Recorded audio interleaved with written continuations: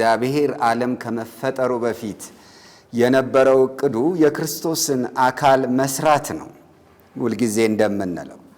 እሷም ደግሞ በተለይ አሕዛብ ከእስራኤል ከተጠሩት ጋር አንድ ሆነው በአንድ አካል ሆነው የተስፋው ቃል ባለቤት እንዲሆኑ እና አንድ ሆነው እንዲወርሱ ነው። ኤፌሶን 3 ላይ እንደተጠቀሰው አሕዛብን ማካተት ነው። በአንድ ራስ ስር ማድረግ ነው። ከአይሁድ ከተጠሩት ጋር እኩል የተቀደሱ ሆነው አንድ ሕዝብ እንዲሆኑ ማድረግ ነው። ይሄ ተግባራዊ መሆን አለበት። ይሄንን ራሱ እግዚአብሔር እየመራው ነው ይሄ አካል የሚመሰረተው። ስለዚህ ይሄ የኢየሩሳሌም ጉባኤ፣ ይሄ የሐዋርያት ጉባኤ ከአሕዛብ የተጠሩት ከአይሁድ ከተጠሩት ጋር አንድ አካል መሆናቸውን የሚያስጠብቅ ነው። የጉባኤያቸው ምክንያት ይሄው ነው። ነገሩ በመገረዝ ጉዳይ ይነሳ እንጂ አሕዛብን የመቀበልና ያለመቀበል ጉዳይ ነው። ካልተገረዛችሁ ትድኑ ዘንድ አትችሉም የሚሉ የሐሰት አስተማሪዎች ተነስተው በዚህ ምክንያት ጉባኤው ይደረግ እንጂ እግዚአብሔር በዚህ ጉዳይ ላይ ያለውን ሐሳብ ማግኘት ነው የስብሰባው ዓላማ። እነሱ ተሰብስበው የሐሳብ ፍጭት አድርገው ከነሱ ክርክር ከነሱን ችሎታ ውስጥ የሚወጣ ከስጋና ከደም የሚገኝ ሐሳብ የለም። የተሰበሰቡት እግዚአብሔር የሚለውን በዚህ ርዕሰ ጉዳይ ላይ እግዚአብሔር የሚናገረውን ለማወቅና ለመቀበል ነው። እዛ ላይ ምን ውይይት አለ? እግዚአብሔር የተናገረው ላይ ውይይት አይኖርም። የእግዚአብሔርን ሐሳብ ግን ማወቅ ነው የስብሰባው ዓላማ። ይሄ በጣም ደስ የሚል ነገር ነው። እስኪ ይሄ መሆኑን በማየት እንጀምር። ዛሬ ሁለት ማስረጃዎች ቀርበዋል። የእግዚአብሔርን ሐሳብ የሚገልጡ ሁለት ማስረጃዎች። አንዱ በጴጥሮስ ነው የተገለጠው። ሁለተኛው ደግሞ በማን ነው? በራሳቸው በበርናባስና በጳውሎስ አማካኝነት እየተነገረ ነው። በጴጥሮስ በኩል የተገለጠው እግዚአብሔር መንፈስ ቅዱስ መስክሮላቸዋል ነው ለአሕዛብ። በበርናባስና በጳውሎስ ደግሞ የተገለጠው በአሕዛብ አገሮች እግዚአብሔር ምልክትና ድንቅ አድርጓል ነው። ስለዚህ እነዚህ ከተደመጡ በኋላ በጣም በመቀባበል በመደማመጥ የተደረገ ስብሰባ ነው። የእግዚአብሔር መንፈስ የተገኘበት ስብሰባ ነው።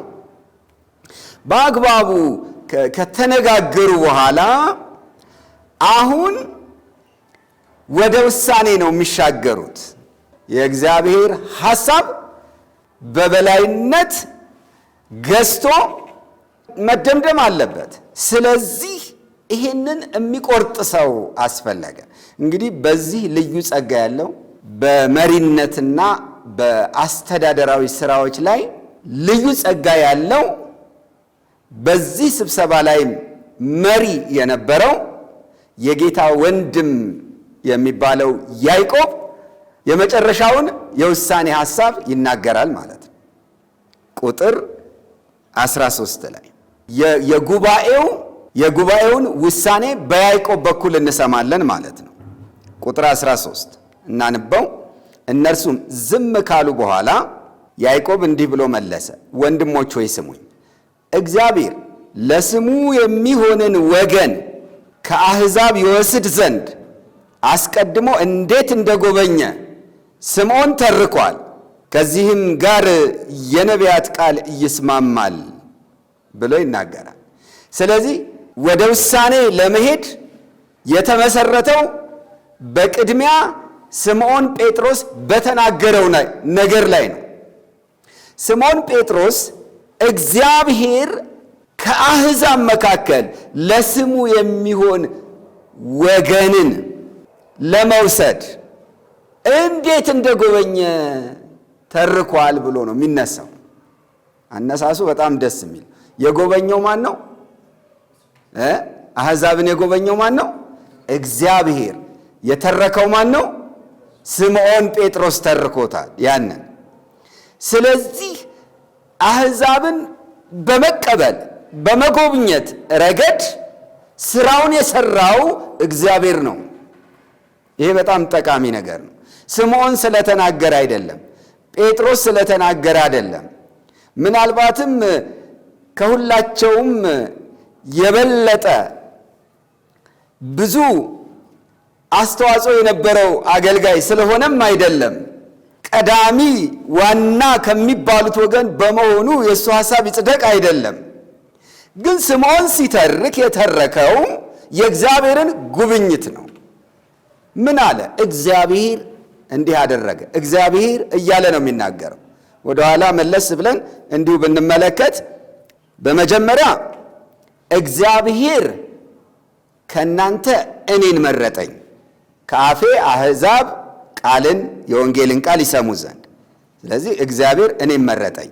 ሁለተኛ መንፈስ ቅዱስን በመስጠት እግዚአብሔር መሰከረላቸው።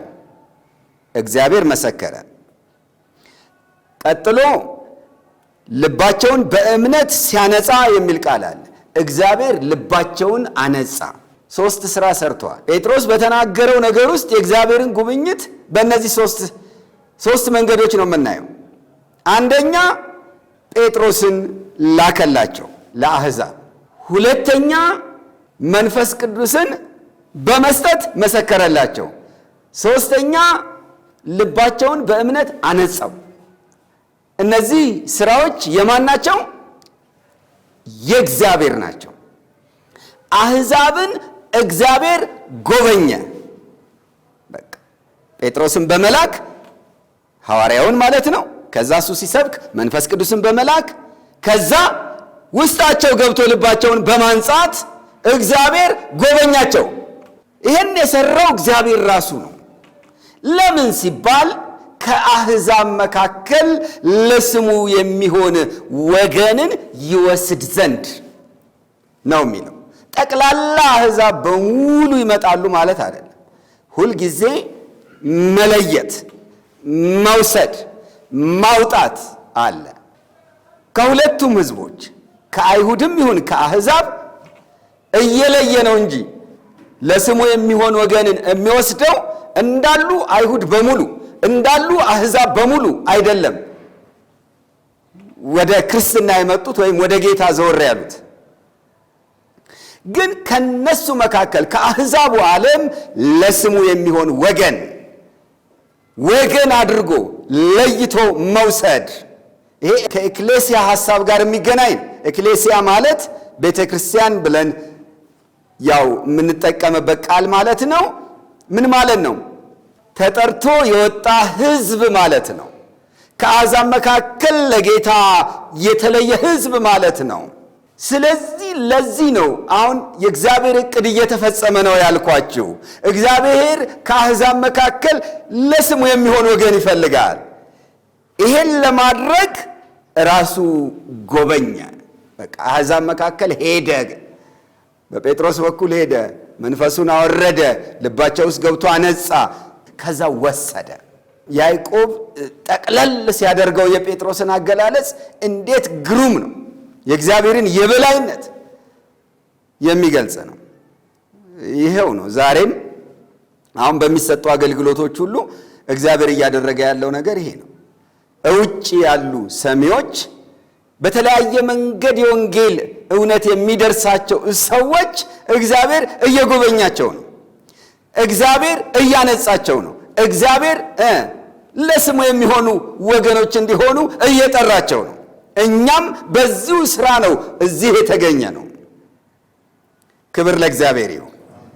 ይሄንን የእግዚአብሔር ጉብኝት አድርጎ ነው ያዕቆብ ያስቀመጠው። ስለዚህ ለውሳኔው በጣም ጉልበት የሚሆን ነው። እግዚአብሔር ጎበኘ። ስለዚህ ያዕቆብ የቆመው እግዚአብሔር ላይ ነው። ከስብሰባው ሐሳብ ይልቅ ከተሰብሳቢዎቹ ይልቅ እግዚአብሔር ላይ ነው ልቡን ያደረገው። ከዛ ቀጠለና ከዚህም ጋር አለና የነቢያቱ ቃል ይስማማል አለ። የሚገርም ነው። በነቢያት የተነገረው የእግዚአብሔር ቃል፣ መጽሐፍ ቅዱስ፣ ብሉይ ኪዳን የተጻፈ የእግዚአብሔር ቃል ጠቀሰ። እንዲህ ተብሎ እንደተጻፈ ይላል። ከቁጥር 16 ጥቅሱን ይናገራል። ከትንቢተ አሞጽ ምዕራፍ 9 ቁጥር 11 እና 12 ላይ ነው የሚጠቅሰው። እንዲህ ይላል፣ ከዚህ በኋላ የቀሩቱ ሰዎችና በስሜ የተጠሩት አሕዛብ ሁሉ ጌታን ይፈልጉ ዘንድ እመለሳለሁ፣ የወደቀችውንም የዳዊትን ድንኳን እንደገና እሰራታለሁ፣ ፍራሿንም እንደገና እሰራታለሁ፣ እንደገናም አቆማታለሁ ይላል ይህን የሚያደርግ ጌታ። ከጥንት ጀምሮ ሥራው ሁሉ በእግዚአብሔር ዘንድ የታወቀ ነው። ክብር ለእግዚአብሔር ይሁን። አያችሁት? እግዚአብሔር የታወቀ ሥራውን የታወቀ ዕቅዱን ሊያደርግ ያቀደውን ነገር ነው አሁን እየተገበረ ያለው። በአሕዛብ አገር ወንጌል እየተሰበከ ሰዎቹ እያመኑ ወደ ጌታ ዞር ማለታቸው ጉዳይ ከጥንት ጀምሮ በእግዚአብሔር ዘንድ የታወቀ ነገር ነው እየተደረገ ያለው። አሁን ይህን ያህል የሚያከራክር የሚያነጋግር ነገር የለውም።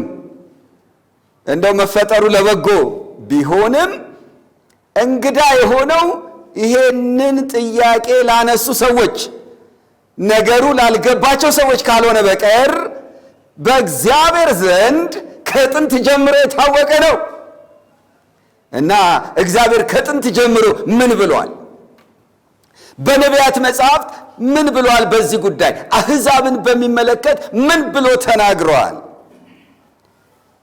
ከዚህ በኋላ የቀሩት ሰዎችና በስሜ የተጠሩት አሕዛብ ጌታን ይፈልጉ ዘንድ እመለሳለሁ ይላል። ይሄኛው የመጀመሪያ ትርጉሙ በፍጻሜ ዘመን ወደፊት የሚፈጸም ነው።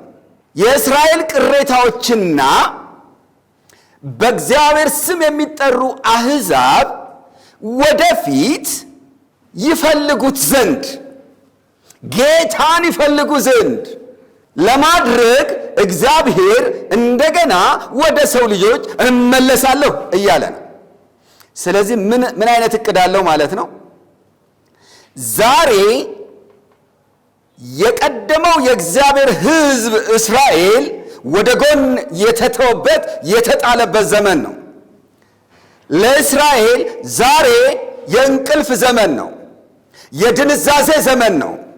በመጀመሪያ እስራኤልን ወደ ስፍራቸው እንዲመጡ ማድረግ ማለት የቀሩት እስራኤል ማለት የእስራኤል ቅሬታዎች ወደ ስፍራቸው እንዲመጡ ማድረግ ይፈልጋል እግዚአብሔር።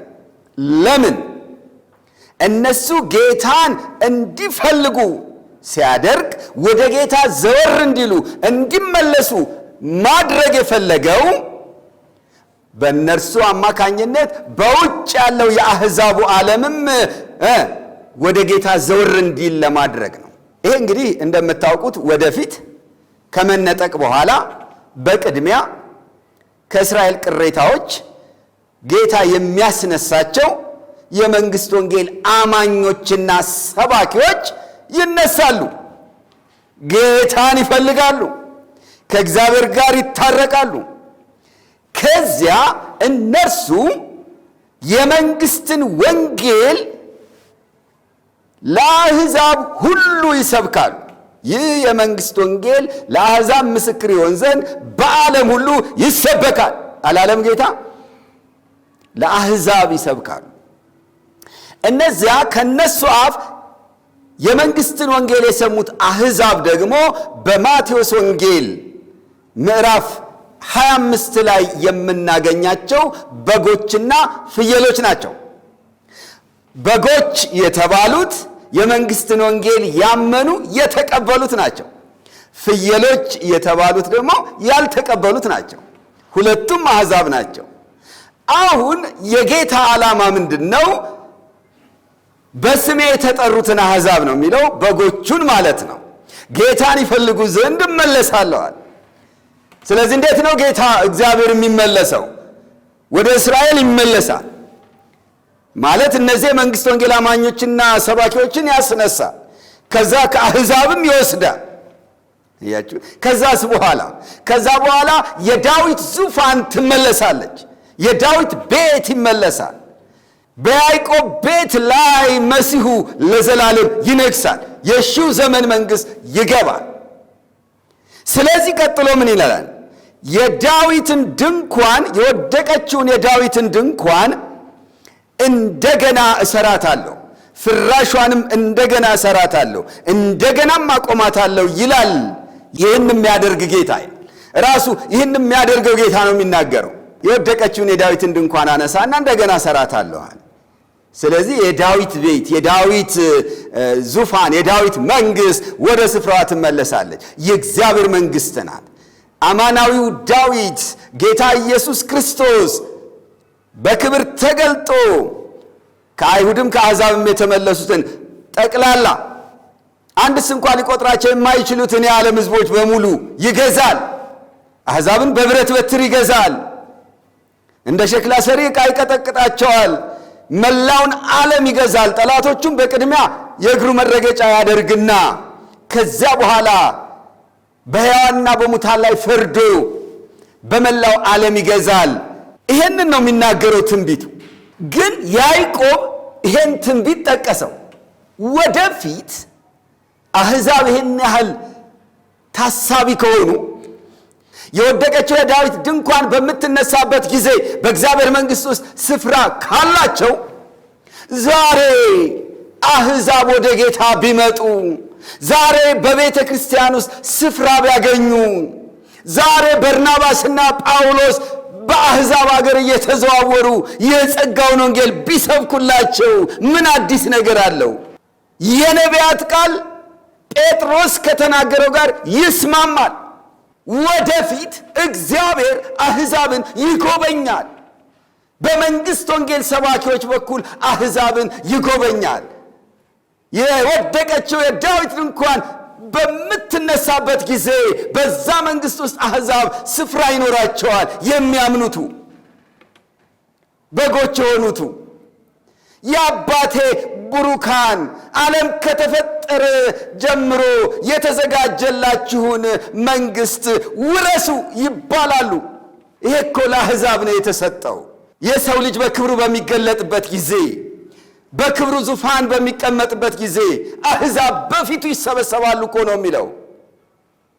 ስለዚህ እግዚአብሔር አሕዛብን የሚመለከት ዕቅድ እንኳን አሁን በዚህ በጸጋው ዘመን ቀርቶ ወደፊት በሚመጣው ዘመን እስራኤል በምትመለስበት ጊዜም እንኳን አለው። የነቢያት ቃል ይህን ይናገራል። ጴጥሮስ ከተናገረው ነገር ጋር አንድ ነው። ክብር ለእግዚአብሔር ይሁን። የእግዚአብሔርን ቃል ጠቀሰ። የተጻፈ የእግዚአብሔርን ቃል የመጽሐፍ ቅዱስ ስልጣን ታየ በዛ ስብሰባ ላይ። በነቢያት የተጻፈ የእግዚአብሔር ቃል ስልጣን በነዛ ተሰብሳቢዎች ላይ የበላይነትን ያዘ። የሚገርም እኮ ነው። እዛ ያሉት ሐዋርያት በአጠቃላይ እስትንፋሰ እግዚአብሔር ያለባቸው ናቸው። ተሰውሮ የኖረ ምስጢርን የሚገልጡ ናቸው። የእግዚአብሔርን ቤተ ክርስቲያን መሠረት የሚጥሉ ናቸው። እነዚህ ሁሉ ባሉበት ግን ባለስልጣን ሆኖ የመጣው የተጻፈ እግዚአብሔር ቃል ራሱ እግዚአብሔርና የተጻፈ እግዚአብሔር ቃል የበላይነትን ያዘ በስብሰባው ላይ። ስለዚህ እስቲ ምን እንወስን፣ እስኪ ድምፅ ስጡ፣ ምን ትላላችሁ፣ እስካሁን በተነጋገርነው ምናምን የሚል ነገር ውስጥ አልገባም ያዕቆብ። ያዕቆብ ይሄን ተናገረና ሲደመድም እንደዚህ አለ። ስለዚህ አለ ከአሕዛብ ወደ እግዚአብሔር የዞሩትን እንዳናስቸግራቸው፣ ነገር ግን ከጣዖት ይርቁ ዘንድ እንድንጽፍላቸው እቆርጣለሁ። ሙሴስ ከቀደሙት ትውልድ ጀምሮ በሰንበት በምኩራቦቹ ሲያነቡ በየከተማው እርሱን የሚሰብኩ አሉታል። ከዚህ በኋላ ያዕቆብ በሙሉ ኮንፊደንስ በሙሉ መተማመን ነው እቆርጣለሁ አለ። ውሳኔው በሕጉ እንደተቀደሱት እንደቀደሙት የእስራኤል ሕዝብ ለማድረግ አይደለም።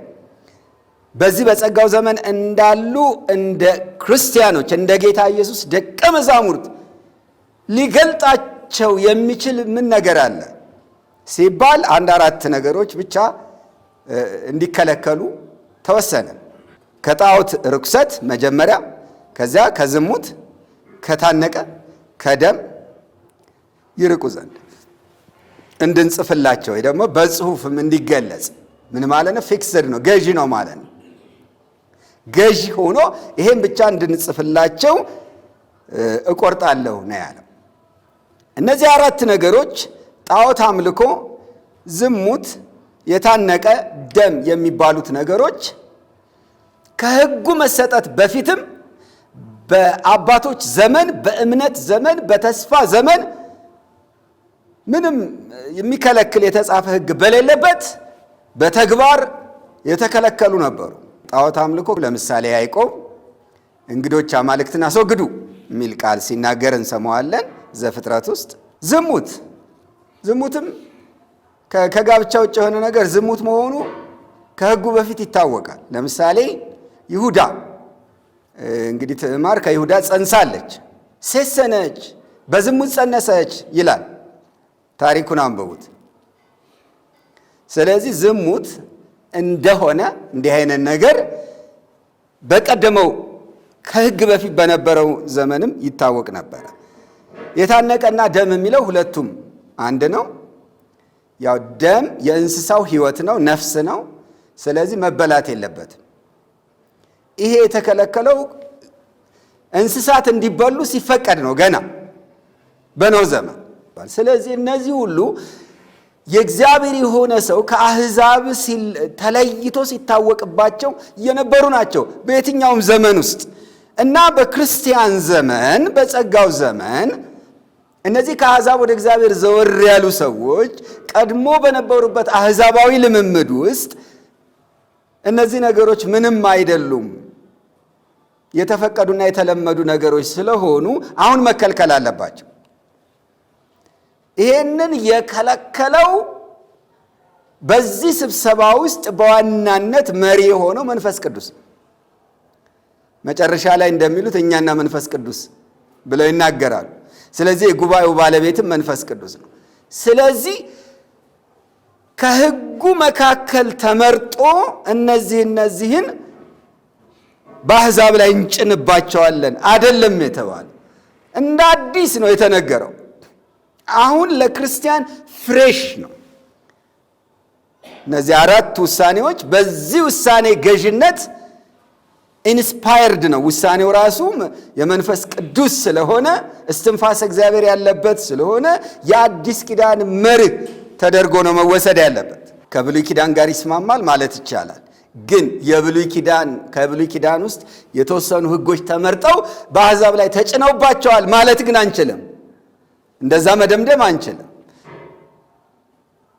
ከዛ አይደለም የተጠቀሰው፣ ቀጥታ ነው የተናገሩት። በስልጣን ነው የተናገሩት፣ ጠቅሰው አይደለም የተናገሩት። ስለዚህ በዚህ እንዲርቁ እንቆርጣለን ተባለ። ከዚያ በኋላ ምኩራብ ይነሳል። ምኩራቡ እንደውም እዚህ ጋር በቃ ከኛ ውጭ ነው ለማለት ነው የተነሳው። ሙሴና ምኩራብ። ሙሴስ አለ ከቀደሙት ትውልድ ጀምሮ በሰንበት በምኩራቦቹ ሲያነቡ በየከተማው እርሱን የሚሰብኩ አሉት ተብለው ሩቅ ቦታ ነው የተቀመጡት። በቃ ሌላ ሆኑ። የሚገርም እኮ ነገር እነ ያዕቆብ ለዛውም ይህን ሲናገሩ ያዕቆብ፣ ጴጥሮስ እነዚህ በአብዛኛው ለተገረዙት የሆኑ አገልጋዮች ናቸው። የኖሩበት የአይሁድ ልማድ እና ስርዓት እነሱ ራሳቸው በሙሴ ሕግ ያደጉ በየምኩራቡ ሲከታተሉ የኖሩ እድገታቸው እኮ በአይሁዳዊነት ነው። አሁን እንደ ሩቅ ነገር ሙሴ በየምኩራቡ የሚያነቡለት አሉት። መለየት ማለት ይሄ ነው። እንዴት ደስ ይላል! መጨከን አየህ፣ ባለህበት ስርዓት ሃይማኖት ወይም ደግሞ ኦሪታዊ ተጽዕኖ ካለበት ነገር ሰው ሲላቀቅ እንደዚህ ነው። አዲስ ኪዳን በጣም ከፍ ያለ እውነት ነው። ከፊደል በታች ወይም ፊደላዊ የሆነ ሳይሆን በመንፈስ ቅዱስ ሕግ የጸና ነው። የሚገርም እኮ ነው። የአዲስ ኪዳን ሕግ ምን እንደተባለ ብዙ ጊዜ ተነጋግረናል። የክርስቶስ ሕግ አየው፣ ጽሑፍ አይደለም። 1 2 3 4 የሚባል ሕግ አይደለም። የክርስቶስ ሕግ ማለት በክርስቶስ ማንነት የሚመራ ሕይወት ማለት ነው። ከዛ የመንፈስ ሕግ ይላል። ይሄም መንፈስ ቅዱስ በሚመራው ሕይወት መኖር ማለት ነው እንጂ ፊደላዊ ነገር አይደለም።